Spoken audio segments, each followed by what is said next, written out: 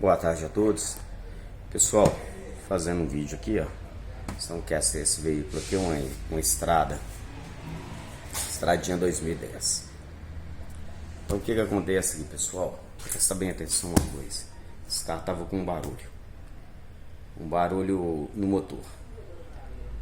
E quando gerou esse barulho, o dono achou que não tinha muito problema. Achou que poderia continuar rodando. Então tá aqui, pessoal. Vamos olhar aqui os danos aqui. Qual que foi o barulho aqui? O que estava gerando barulho? Tensor da correia do alternador. Tá vendo aqui, pessoal? Nesse caso desse veículo aqui, esse tensor aqui, ele comanda a correia, e ela não é somente do alternador, ela é do alternador,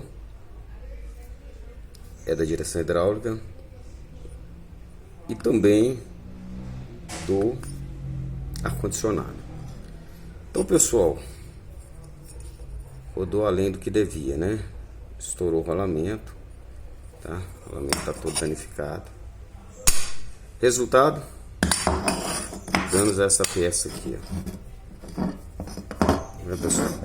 Então, automaticamente, o que acontece? Você ia gastar uns 30, 40 reais nesse sensor, nesse esticador, perdão, né? E acabou tendo que gastar 240 nesse aqui.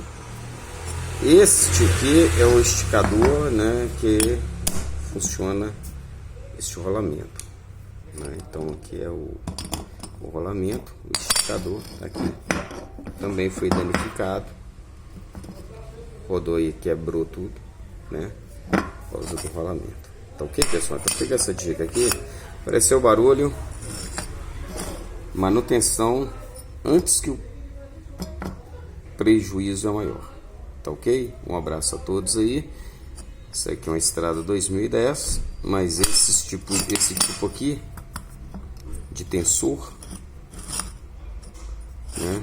Esse esticador aqui, esse rolamento, né?